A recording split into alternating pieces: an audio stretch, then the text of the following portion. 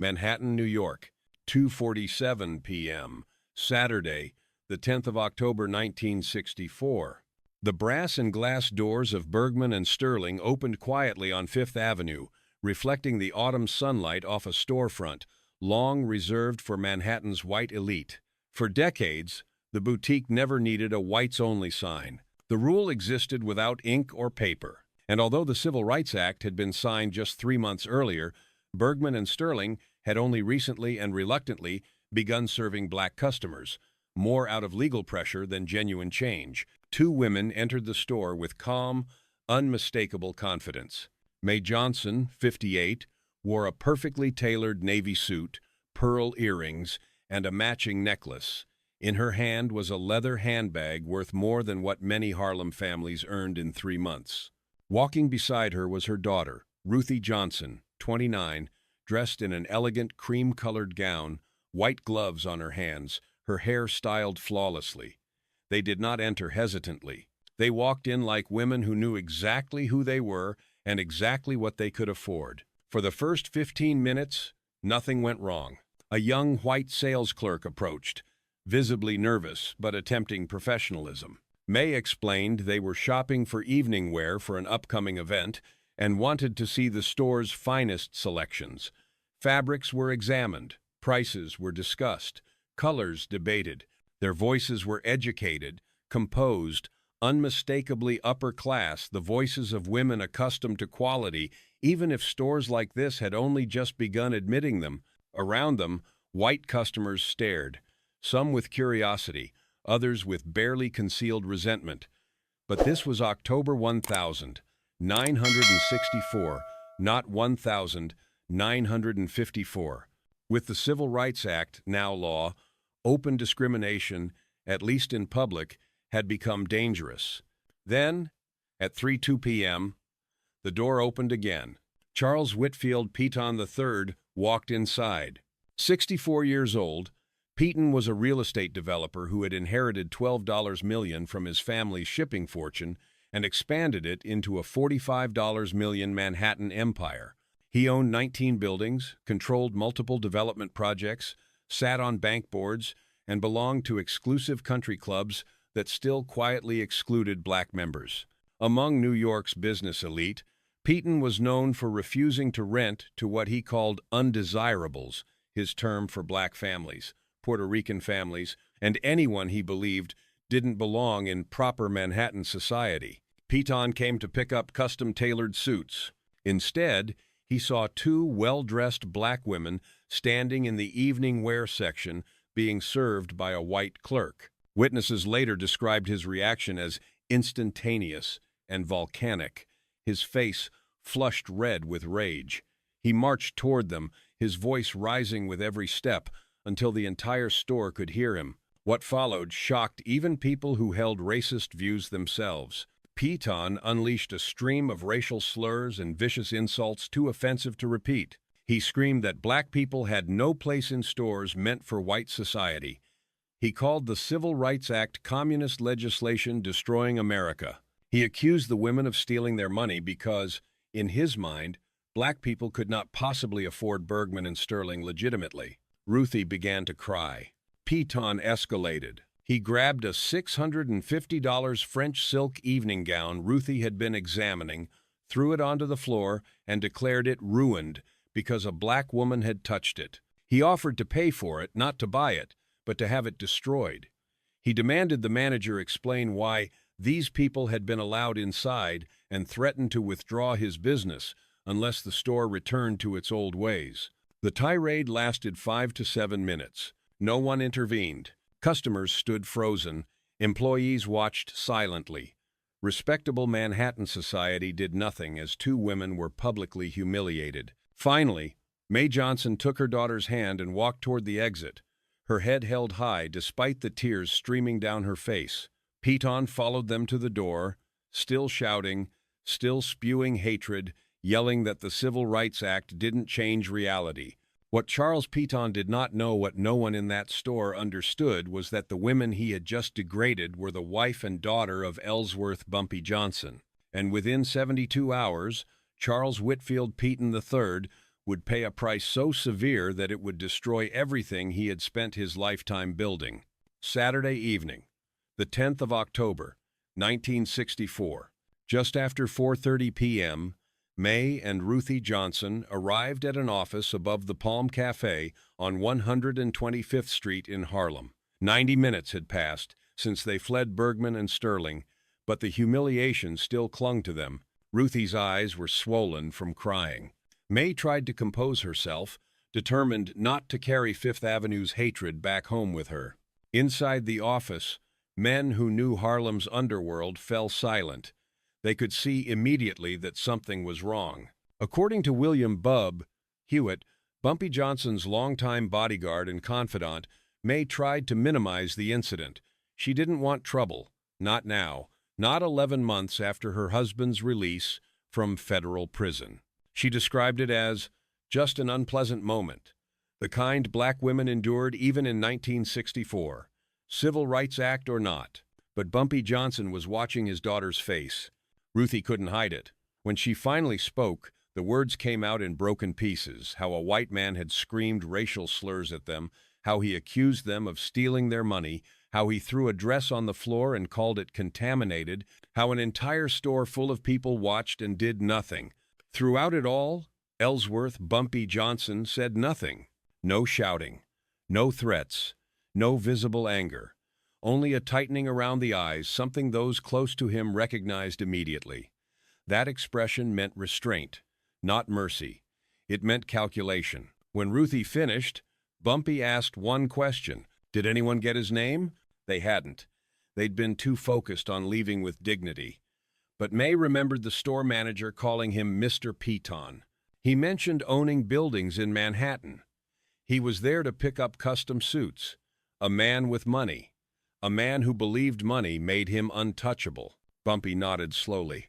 Go home, he told them. Rest. Take care of Ruthie. Don't worry about this anymore. I'll handle it. The way he said, I'll handle it, chilled the room. Hewitt later said Bumpy's voice was calm, almost gentle, but completely cold. When Bumpy Johnson reached that tone, someone's life was about to change forever. After his wife and daughter left, Bumpy didn't rage. He didn't pace. He sat down and began making phone calls. One by one, carefully, methodically. First, his attorney, Theodore Green. Then business contacts. Then men who knew Manhattan real estate inside and out. Bankers, politicians, information brokers, people who didn't consider themselves criminals but who answered Bumpy's calls anyway.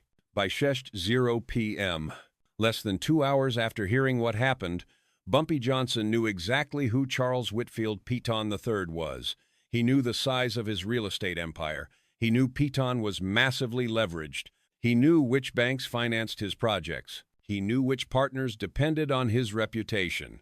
He knew which country clubs protected him and which were terrified of scrutiny in the new post-Civil Rights Act America. Most importantly, Bumpy knew where Piton was vulnerable. According to Green, Bumpy wasn't planning violence. Violence would bring police. Violence would end his freedom. Instead, Bumpy planned something far worse, something legal, precise, and devastating. Piton had used social power and racial hatred to humiliate 2 black women in public. So, Bumpy Johnson decided he would use social and economic power to erase Piton from Manhattan society. By midnight Saturday, the plan was already forming. By Sunday morning, it would be complete. And within 72 hours, Charles Whitfield Piton III would discover that in October 1964, racism no longer came without consequences. Sunday morning, the 11th of October, 1964, arrived quietly in New York, but for Charles Whitfield Piton III, it marked the beginning of an unseen collapse. Overnight, Bumpy Johnson had finished assembling a plan that did not rely on threats, fists, or gunfire. It relied on information, timing, and the new reality of post-Civil Rights Act America, where public racism had become a financial liability. The strategy was simple and lethal.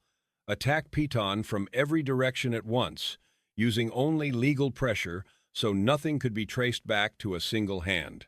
By mid-morning Sunday, Bumpy's intermediaries were already at work. Three banks that held substantial loans tied to Peton's real estate projects quietly received financial analyses of his portfolio. The documents contained no lies. They highlighted exactly what already existed: heavy leverage, delayed construction schedules, mounting debt, but framed those facts in the most alarming light possible. Crucially, they emphasized how Peton's public racist outburst at a Fifth Avenue boutique exposed any institution connected to him to reputational risk at a moment when civil rights scrutiny was intensifying nationwide. No orders were given, no threats were made. The banks were simply reminded of what association with a man like Peton now looked like in October 1964. That same Sunday afternoon, a second front opened. Civil rights organizations in New York, groups already stretched thin by protests and legal battles, received detailed accounts of Peton's behavior at Bergman and Sterling, along with documentation of his long history of discriminatory housing practices. They were told protests would be welcome, funding would be provided, credit was not required. The goal was not publicity, it was pressure. By evening, organizers were already drafting signs. Meanwhile, Peton's business partners began receiving phone calls and discreet warnings. Nothing dramatic, just credible information that civil rights demonstrations were imminent, that banks were reviewing exposure, and that remaining tied to Peton might invite unwanted attention. These men had invested for profit, not principle, and profit hated uncertainty. Late Sunday night, stories were quietly pitched to journalists who covered Harlem, housing discrimination, and civil rights. The incident at Bergman and Sterling, two black women screamed at, a dress thrown on the floor, slurs echoing through a luxury boutique, was now framed not as an isolated outburst, but as a symbol of how some Manhattan elites were resisting the new law. By Monday morning, October 12, the pressure turned visible. Protesters appeared outside Peton's largest residential building. Peaceful, lawful, relentless. Signs accused him of discrimination. Flyers detailed his Fifth Avenue outburst. Cameras arrived. Tenants began whispering.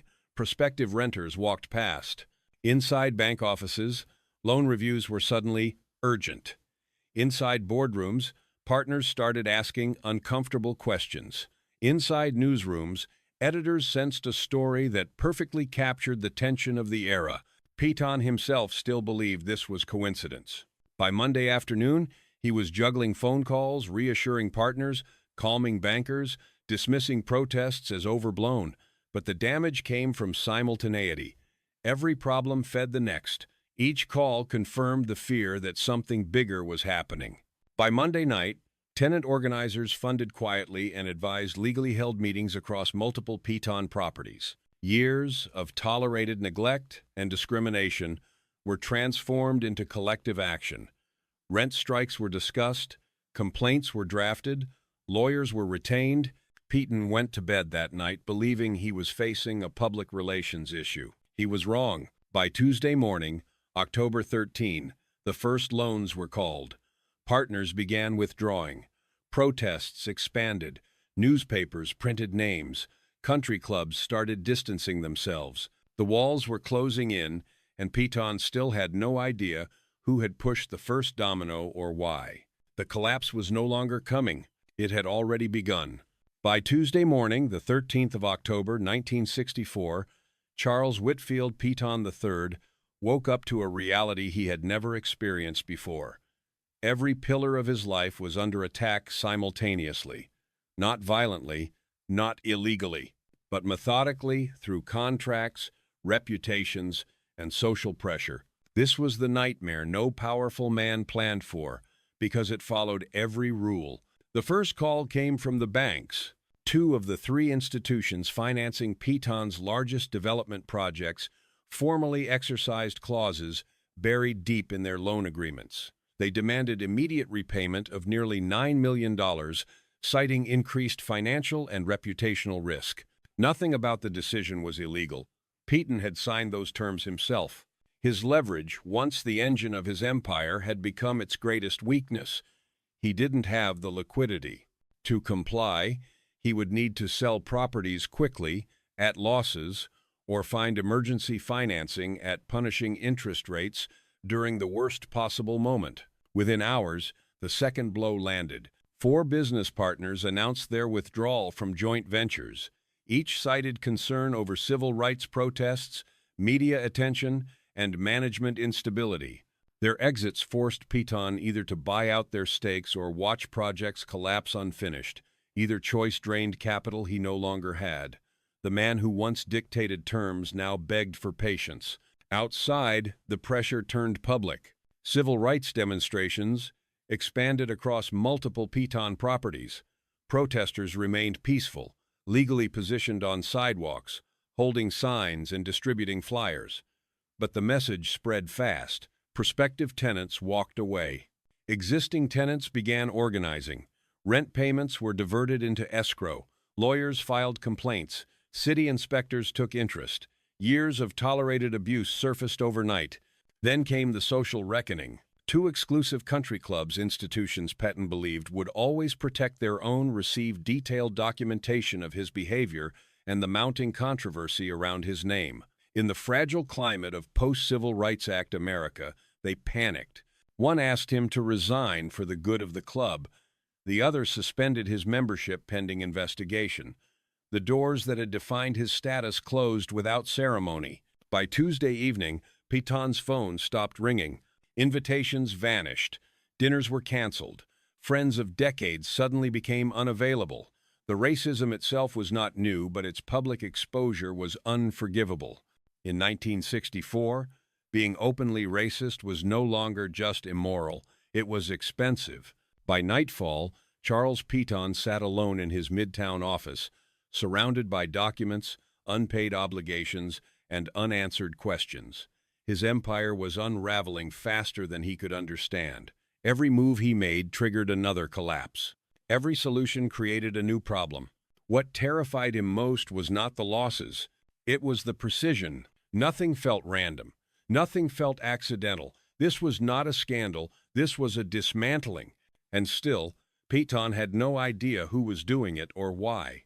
That would change the next afternoon. Wednesday afternoon, the 14th of October, 1964.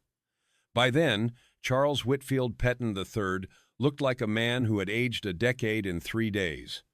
He hadn't shaved. He wore the same suit he'd slept in. His Midtown Manhattan office was littered with financial statements, legal notices, and half-finished calculations numbers that no longer added up to salvation. Banks were demanding repayment, partners were gone, tenants were striking. Protests continued outside his properties. His social world had evaporated, and still, no one had given him a name. At approximately 2:30 p.m., a man Piton had never met walked into the office and introduced himself calmly.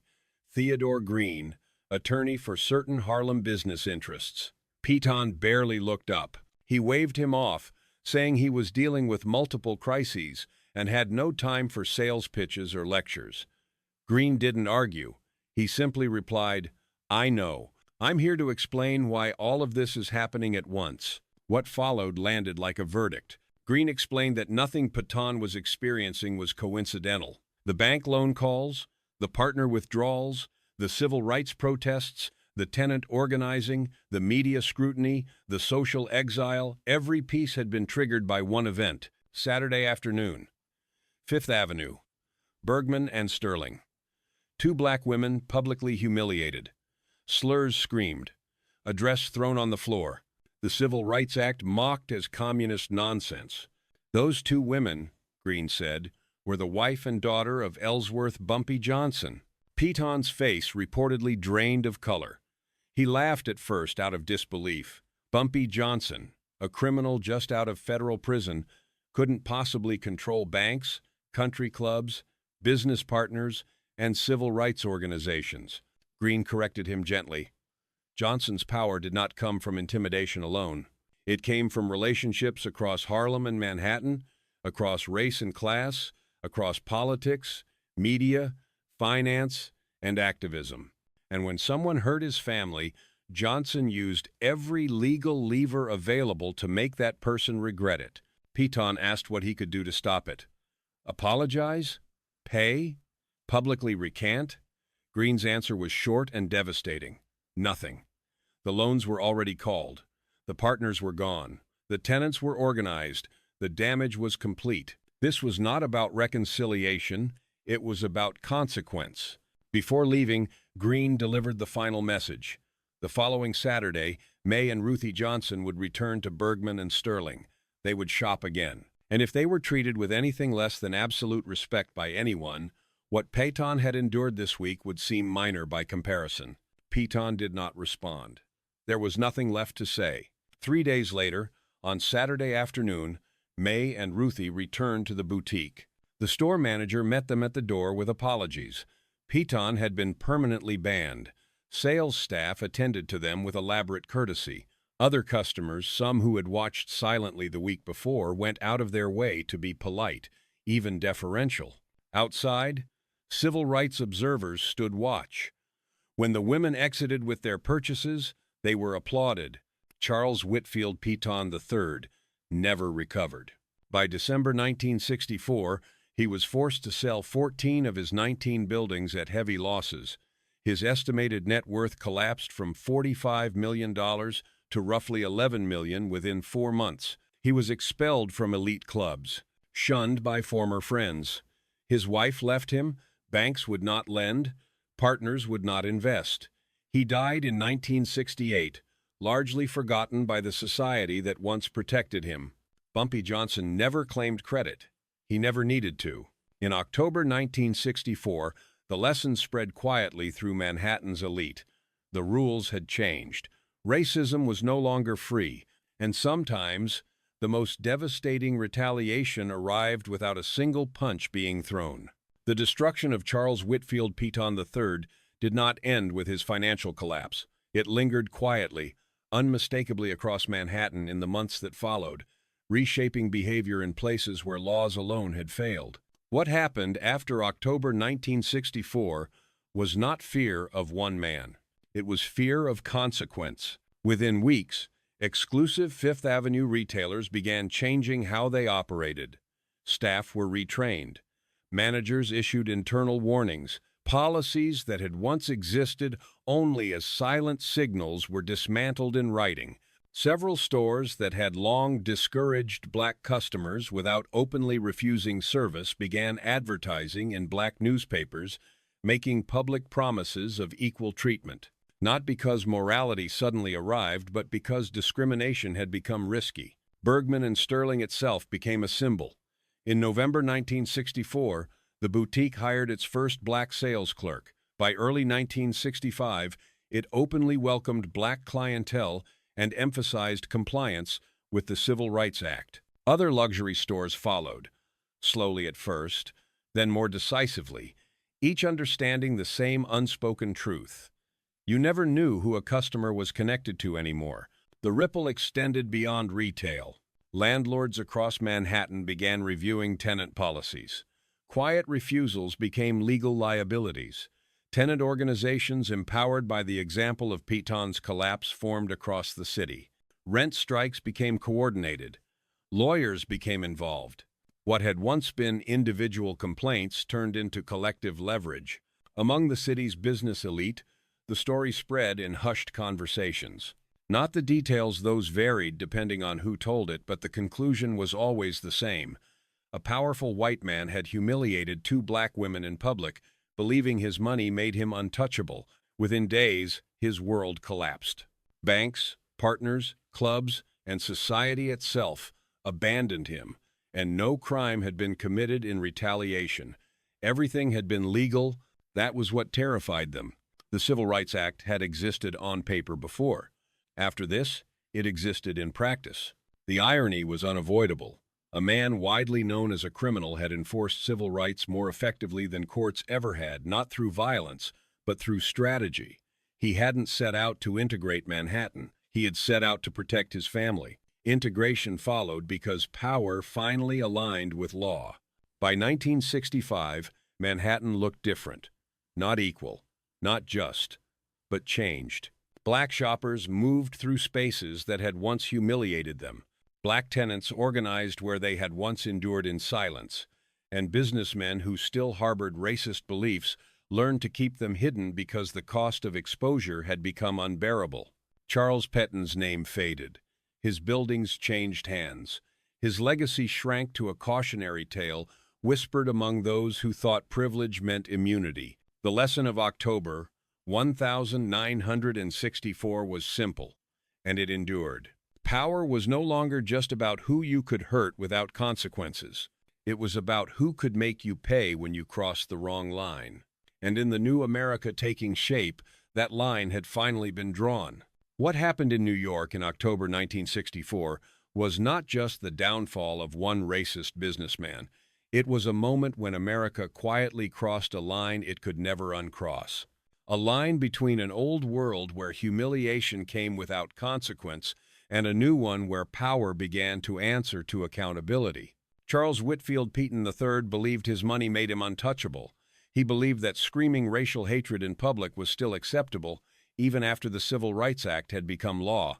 He believed that two black women could be broken and forgotten in a Fifth Avenue boutique. He was wrong on every count. The retaliation that followed did not involve fists, bullets, or threats. It involved contracts, reputations, loans, and legitimacy. It followed the rules, and that was the point. In post-Civil Rights Act America, racism did not need to be outlawed again, it needed to be made expensive.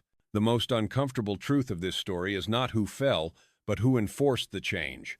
A man labeled a criminal succeeded where institutions hesitated, not because he was righteous, but because he understood power, he understood leverage, and he understood that dignity, once violated, demanded a response that could not be ignored. After that week, Manhattan's elite learned something they never wanted to learn. The era of consequence had arrived. You could still believe what you wanted behind closed doors, but if you exposed it publicly, the cost could be everything. So the question remains, not just for 1964, but for now. When laws are passed but justice stalls, who truly enforces change? And when power shifts hands, do we recognize it or only notice after someone's world collapses? If this story made you think, leave your thoughts in the comments. Subscribe for more true stories where hidden power, history, and consequence collide.